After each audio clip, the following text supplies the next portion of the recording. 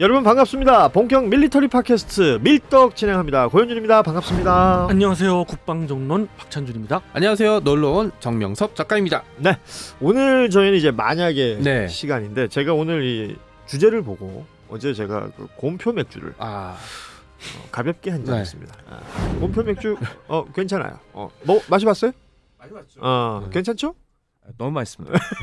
네, 곰표 맥주 생각 있으시면 광고 주세요. 광고 저희한테 주세요. 네. 광고 넣어주시면 네.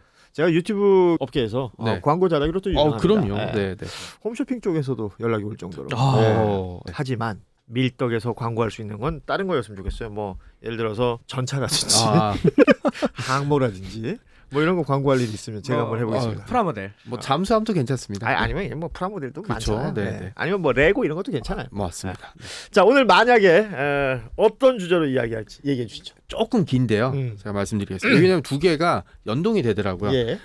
이번 만약에는 백곰 미사일이 개발되고 한미 미사일 사거리 지침이 없었다면으로 해보겠습니다. 난 뒷부분이 더 재밌을 것 같긴 해요. 네.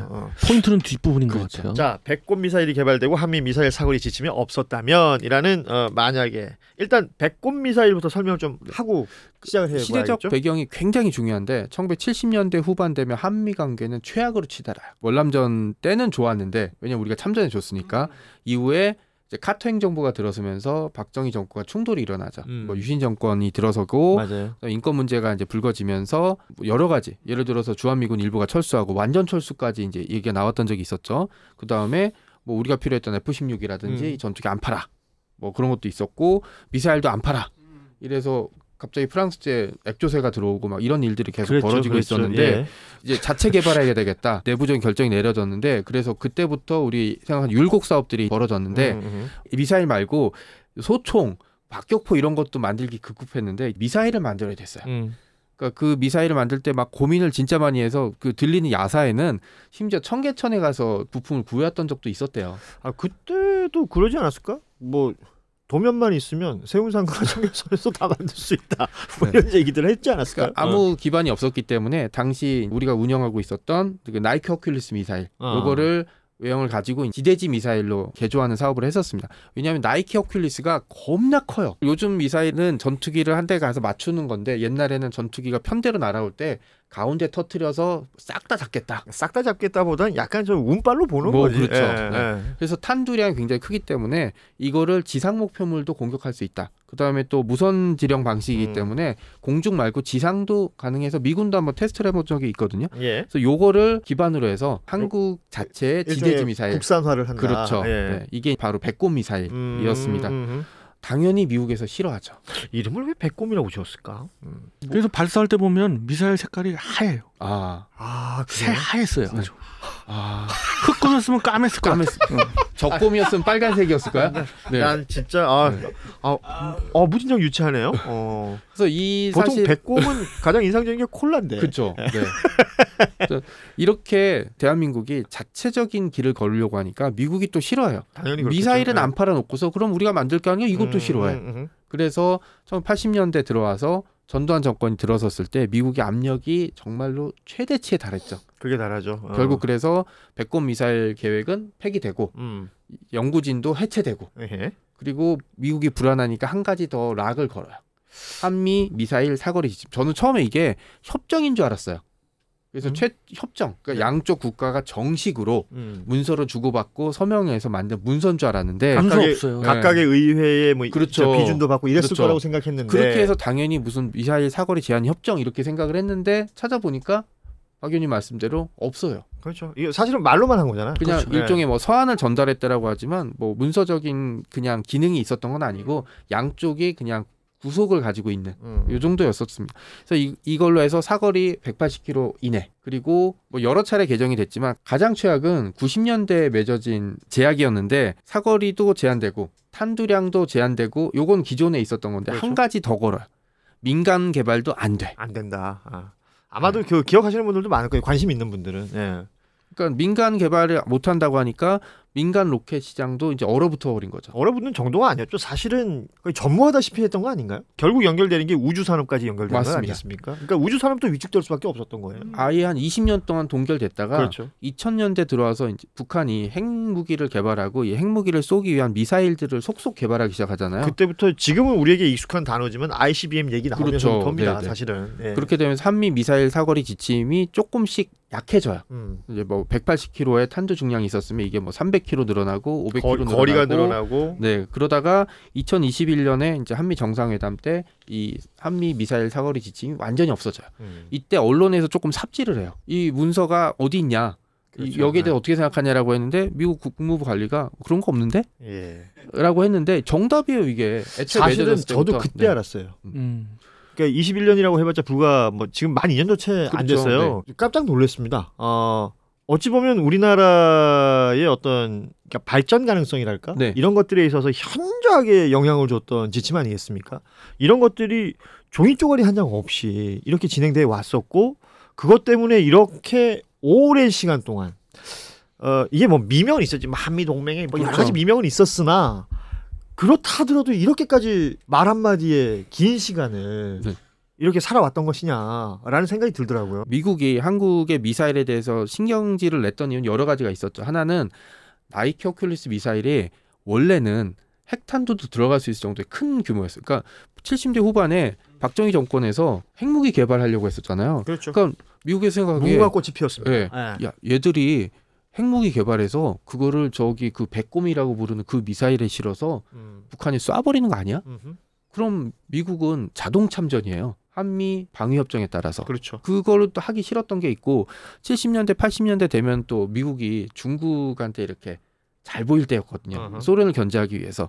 그러니까는 중국 입장에서는 한국이 이게 장거리 미사일 가지고 있는 게 불편해. 그러니까 미국이 그럼 우리가 대신 처리해줄게. 뭐 이럴 걸 수도 있고. 두 번째 영향이 제일 커요. 일본도 대한민국이 장거리 미사일을 가지면 도표를 보면 항상 동그랗게 나오잖아요. 사거리가. 그럼 네. 거기에 도쿄도 들어가고 나고야도 들어가고 다 들어가는데. 그건 뭐 일본 입장에서는 당연히. 그걸 뭐 꼭 북한에서만 쏘겠냐? 저 조센징들이? 뭐 이런 생각들을 할 수 있잖아요. 그러니까 주변국의 압력까지 더해져서 오랫동안 그 지침이 이어져 왔던 거죠. 아니 나는 이거는 암만 생각해도 좀 열받기도 하고 억울하기도 하고. 그러니까 감정적으로는 굉장히 열이 받는 거고요. 제가 중요하게 생각하는 거는 이게 첫 시작이 뭐였냐는 거죠. 지금 말씀 주셨던 거는 알려진 사실들이긴 한데 저희가 보는 시점은 좀 더 그 전입니다. 더 전으로? 닉슨 독트린 아시죠? 그렇죠. 내가 보기엔 그게 가장 컸어. 닉슨 독트린으로 인해서 박정희 정권이 굉장히 불안해진 그렇죠. 거예요. 그래서 그 바깥에 있는 것처럼 그렇죠. 되니까. 모든 거는 감정적으로 가는 게 아니라 국제 정세의 흐름을 잘 읽어야 되는 거예요. 국제 정세의 흐름에 따라서 감출 건 감추고 뭐 이렇게 가야 되는데 너무 강도를 세게 간 거예요. 그리고 기밀로 그냥 뭐 첩보 다루듯이 모든 사업들을 빈익으로 간 거예요. 이게 너무 군사정부여서 그랬을까요? 그런 것도 있죠. 백곰 같은 걸 예를 들면 백곰을 갖다가 개발하려고 할 때 뭐 미국에 있는 많은 우리 한국계 과학자들을 여러 가지 그 애국심을 강조하고 여러 가지 명목을 해서 데리고 와요. 그럼 그분들은 모든 삶을 포기하고 와서. 오신 거거든요. 나는 그분 중에 한 분을 저도 아는데 실제 관련 야사들도 많잖아요. 그렇습니다. 그러니까 굉장히 서글픈 이야기이기도 합니다. 그런 분들 다 모아놓고 번듯한 프로젝트를 내세우는 게 아니라 숨어서 짱 박혀서. 그렇죠. 어떤 유령 회사를 하나 만들어요. 그래가지고 그 회사 직원으로. 난 내가 들은 얘기 중에 그런 분들 모아놓고 그러니까 사실은 세계적 석학들이잖아요. 그렇죠. 모아놓고 일정이 제일 처음에 와가지고 뭐 했냐 그랬더니 정신교육했대요. 그래놓고 얼마나 슬픈 거야 이거. 더 슬픈 건 그래놓고 미국의 압력이든 뭐든 국제정세 흐름을 못 읽고 그런 것도 우리의 뭐 어떤 미스를 갖다 생각한 다음에 그들의 어떤 뭐를 얘기하는 게 좋을 것 같아요. 그러니까 왜냐하면 그 지금 그 말씀에서 꼭 얘기하고 싶은 게 그 당시 정부가 그런 의지가 있었더라면 제대로 살폈어야죠. 그렇죠. 그러니까 국제 정세라는 것을. 그런 것은 없고 야 우리 너무 억울하지 않냐? 우리가 한번 해보자. 이거 어찌 보면 되게 그 국뽕적인 마인드에서 보면 당연한 일처럼 보이지만 되게 무식한 거예요. 난 그렇게 생각해요. 거기다가 전두환 정권은 더하는 게 DDD 아닙니까? 폐기하라니까. 시킨 대로 했어요. 형님 폐기하라니까 어떤 식으로까지 갔냐면 모든 건 그런 어떤 기반 정말 모아놓은 기반들이 있잖아요. 그러면 그때서는 이제 빈익으로 가야지. 그러면 어느 정도 그 조직을 좀 와해시키지는 않고 가야 되는데 시키는 대로 철저하게 와해시킨 거예요. 그럼 그분들은 미국에서 건너와서 모든 삶을 포기하고 건너왔는데 그러니까 결국은 피해는 그분들이 보는 개인들이 보는 거예요. 네, 맞습니다. 네. 그게 제일 슬퍼요. 그리고 나중에는 오히려 책임도 그들에게 떠넘기는 경우들이 그렇죠. 있었습니다. 관련 내용들은 지금 야사라고 하셨잖아요. 공식 문서도 이미 다 파기하거나 아예 애초부터 만들지 않았기 때문에 그런 얘기들이 굉장히 많이 그렇습니다. 돌 수밖에 없고 전두환 정권도 아차 싶었던 게 언제였냐면 아웅산 테러였죠. 아웅산 테러가 터지고 북한 짓이라는 게 밝혀졌는데 그래서 그때 들리는 소문에는 뭐 북진한다. 공격한다 막 이런 얘기가 했었고 막 미국이 뜯어 말리고 막 이랬었는데 검토해 보니까 평양을 공격할 수 있는 게 없는 거예요. 뭐 지상전으로 갈 수는 없는 거고 뭔가 있어서 하나 때린다고 하거나 뭐 보여줘야 되는데 그게 없었던 거죠. 네. 그래서 뒤늦게 떠오른 게 배꼽 미사일을 계속 개발했으면은 뭐라도 한번 시험 발사라도 해서 겁이라 줬을 텐데 그것도 없었던 거잖아요. 네. 그래서 그때 80년대 중반부터 현무-1 미사일이 다시 개발됩니다. 현무. 네. 그때 이미 한 6, 7년의 공백 기간이 이제 벌어졌고 만약에 그런 여러 가지 외부적인 요건이 없이 배꼽 미사일이 정상적으로 개발해서 실전 배치되고 한미 미사일 사거리 지침이 없었다면 일단 공백기 없이 계속 개발됐을 거 아니에요. 배꼽 미사일은 사실 시험 개발적인 측면이 있기 때문에 저는 이게 실전 배치됐을 거라고 생각하진 않고 현무-1이 빠른 시기에 시작됐을 것 같아요. 80년대 초반. 그러면 한미 미사일 사거리 지침 때문에 저는 타임 테이블이 한 20년 정도 밀렸다고 생각하거든요. 개발 기간이 그 정도 막혀 있었기 때문에. 그러니까 20년 정도 속도가 빨라졌겠죠. 지금 현무 5 이렇게 얘기하잖아요. 한 현무 12쯤 나왔을 거예요. 아니 사실은 따져야 될 뭐 변수들은 훨씬 그렇죠. 더 많을 수 있겠지만 그냥 아주 심플하게 배꼽 사업이 만약에 좌초만 안 됐다면 어쨌든 현무가 등장하는 시기 자체도 당겨졌을 것이다.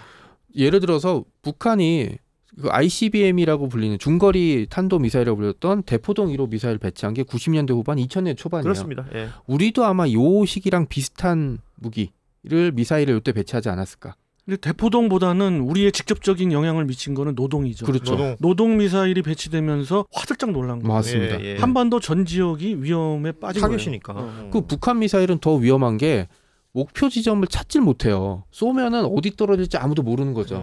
공사원차 너무 크니까 이게 예. 더 위험한 거예요. 전쟁터에서는 진짜 그 군 기지를 목표로 쐈는데 민가에 떨어질 수도 있고 그럴 가능성이 굉장히 네. 농후하니까. 삑살이 나갖고 더 큰 피해를 입힐 수도 있는 거잖아요. 걸프전 때 잘못 날아온 스쿼드 미사일이 떨어져갖고 미군이 진짜 떼죽음을 당한 적이 있었거든요. 그렇습니다. 예. 그런 것들 때문에 현무 미사일의 시리즈의 개발 속도가 굉장히 빨라져서 대륙간 탄도 미사일은 지금 필요 없지만 핵무기가 없기 때문에 중거리 탄도 미사일이 한 20년 전쯤 개발됐다면 기술적인 노하우, 그 다음에 운영에 대한 노하우들은 지금보다 훨씬 많았겠죠. 우리 지금 이제 배치하기 시작했잖아요. 예. 예, 그런 것들이 한 20년 정도 있고, 뭐 특히 이제 민간 로켓 기술 같은 것들을 같이 뭐 병용해서 말하자면 이제 우주 산업이 되겠죠. 그렇죠. 예. 그 뭐 기술 문제를 우리가 기술력 기반이 없지 않았냐 했지만 우리에게는 저기 아라사가 있었죠.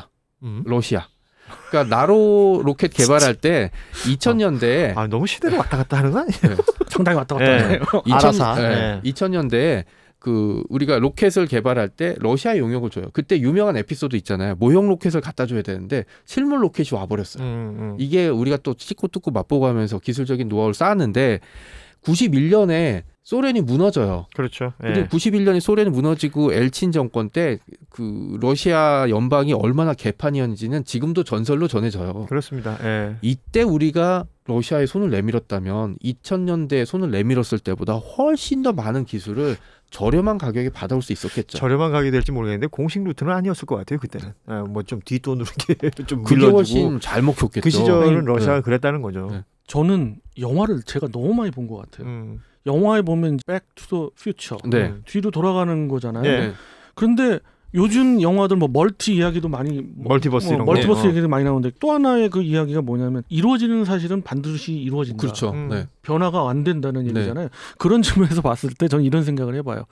만약에하고는 조금 다른 얘기지만 설사 백곰이 이제 진행됐다 하더라도 벌어질 일은 벌어지고 결국은 여러 변수 이제 북한의 그 계속 미사일 위협이 고도화가 되고 이럼으로써 우리의 니즈가 계속 생기고 해서 더 발전이 된 거잖아요. 그리고 또 굉장히 다급해졌고 그래서 백검의 성공 여부와 관계없이 진도는 계속 나갔을 거다라는 것이 제 이제 결론이지만 예. 강조드리고 싶은 거는 백검 미사일을 성공했다면 아까도 얘기 드렸습니다만 그런 과학자분들이나 그런 기반들의 그렇죠. 네. 기술이 사장이 안 됐을 거라고요. 그렇죠. 그대로 유지 혹은 발전됐겠죠. 예, 그러면 거기에 이루어지는 일은 계속 이루어진다고 러시아의 기술이 융합되고 뭐 이런 게 됐을 거 아닙니까? 그러면 어쩌면 지금의 현무 5나 현무 4를 능가하는 뭐가 나왔을 수도. 미사일, 탄도 미사일들이 나왔고 어쩌면 극초음속 미사일도 그렇죠. 벌써 개발되고 남아지 않았을까 하는 그런 상상도 해봅니다. 근데 군사적인 분야보다 더 안타까운 게 민간 로켓 개발 분야거든요. 20년 동안 멈춰지면서 아무것도 개발 못하게 하면서. 그 제가 이 최근에 우리가 누리호 발사 또 성공을 했었잖아요. 그러니까 그 전에 나로호 맞습니다. 기억하시는 네. 분들 있을 텐데 이거 첫 발사하는 날 현장에 취재를 갔었어요. 네. 야, 좋았겠다. 그 바다 위에서 봐야 가장 그 음. 정확하게 볼 수 있다 그러는데 그때 당시에 뭐 기억하시겠지만 근처 섬에 사시는 분들 소개령 내리고 해서 그쵸, 다 네. 피신시키고 했었는데 바다 위에 떠 있었단 말이죠. 어. 예. 7분 몇 초간 남겨놓고 실패했잖아요. 그렇죠. 그때 나왔던 얘기입니다. 그 1단 네. 로켓 1단의 기술을 러시아가 우리한테 그때 주었던 거 아닙니까? 근데 러시아가 또 뭘 안 해주니까 아무것도 못하는 그런 시간들이 있었던 거거든요. 이게 결국 다 연결되는 거예요. 맞습니다. 네. 그랬으면 나로도 그 전에 우리 기술로 만들어서 발사시킬 수도 있었을 것이고 누리호의 이 발사 성공 모습도 훨씬 더 일찍 볼 수 있었을 것이고 이런 것들이 이루어졌으면 우리 그냥 일반 국민들 상대로 생각했을 때 국민들의 상상력 자체가 달라졌을 것 맞습니다. 같아요. 저는. 그러니까 박 의원님 얘기대로 그 기술적 기반을 가진 집단이 그냥 유지됐었다면 80년대 계속 개발을 하고 91년도에 러시아 기술을 확 받아들였다면 발전 속도가 지금보다는 엄청 빨랐을 거고 들였던 시간과 노력도 훨씬 덜했겠죠. 그렇죠. 네. 지금 이제 75톤짜리 누리호 만들고 있고요. 요걸 여러 개 연결시켜서 이제 다누리를 다음에 만들 거고 2030년대쯤에 달 탐사선을 태운 로켓을 이제 달나라에 이제 보낼 거거든요. 계획이 나왔죠. 네, 2031년, 32년, 33년인데 이렇게 됐으면 10년 빨라졌겠죠. 10년이 뭐야? 15년, 20년 빨라졌죠. 그렇죠. 네. 거기 이제 우리가 이제 변수가 경제력 있는 건데 그렇죠. 네. 네. 경제력이 그 당시 받쳐줬을까 하는 뭐 그런 변수도 있겠습니다만 당연히 그 부분은 있어야 되는 거죠. 근데 네. 기본적으로 우리가 기술을 갖고 있었던 거하고 안 갖고 있었던 거는 엄청난 차이거든요. 맞습니다. 네. 시행착오도 있고. 그래서 여기서 얻는 교훈, 백곰호를 통해서 얻는 교훈은 백곰 미사일 자체는 그렇게 뭐 뛰어난 게 아닙니다. 네. 그냥 나이키 허클리스를 모방한 거에 불과해요. 그것도 기적이라고 봐요. 왜? 맞습니다. 대전차 그 미사일, 로켓탄 하나 맞습니다. 만들 수 없는 소총 기껏해야 만드는 그런 기술을 갖고 있는 그런 기반 위에서 이거를 그 과학자분들이 짜내가지고 이런 식으로 만들었다는 예. 이건 어마어마한 거거든요. 그렇습니다. 예. 그 첫 발이 계속해서 이어져 왔다면 그 기술적 기반이 사장이 안 됐다면은 엄청났을 겁니다. 그렇습니다. 지금도 사실 로켓이나 미사일 분야에 우리가 신흥 강국으로 떠오르고 있거든요. 이렇게 짧은 순간에 우리가 지침에 묶여 있는 동안에도 계속 개발을 해서 되게 웃긴 게 사거리 지침이 1, 2, 3, 4차 계속 개정이 돼요. 그러니까 북핵 위기라든지 미국이랑 중국이 사이가 틀어지니까 미국이 서서히 풀어주거든요. 예. 예를 들어서 3차 정도에서 풀어줘갖고 야 이제 사거리는 한 800km, 사거리 500km 하면은 조금 있다가 사거리 500km짜리 미사일이 나와요. 그러니까 그 지침을 기다렸다기보다는 내부적으로 우린 준비가 돼 계속 있었다는 준비가 거지. 돼 예. 있었다는 점. 그리고 이게 10년 정도만 빨랐다면 어땠을까라는 생각이 계속 들어요. 예를 들어 우리가 2001년에 MTCR에 가입하거든요. 이게 미사일 테크놀로지 컨트롤 레짐이라고 부르는 일종의 한미 미사일 사거리 지침을 국제적으로 확대시킨 거예요. 예. 근데 이거를 가입해야지 이제 다른 나라의 기술을 받아들일 수 있거든요. 그러니까 이게 만약에 80년대, 90년대 이렇게 됐다면 러시아는 물론이고 러시아가 안 됐으면은 그 미국이랑 우리가 협상할 때 많이 써먹었던 나라 있어요. 프랑스도 로켓 기술이 있어요. 유럽도. 근데 이런 나라 기술들을 받아들였다면 아 진짜로 다른 세상이 펼쳐졌을 거다라는 생각이 좀 들죠. 네. 많이 안타깝습니다. 네. 그래 오늘 만약에 백곰 미사일 그리고 미사일 사거리 제한 관련해서 그런 것들이 없었더라면 백곰 미사일이 이미 만들어졌었더라면 네. 이라는 이야기 한번 나눠봤습니다. 오늘은 여기까지 함께할게요. 여러분 다음 시간에 만날게요. 고맙습니다. 안녕. 안녕히 계세요.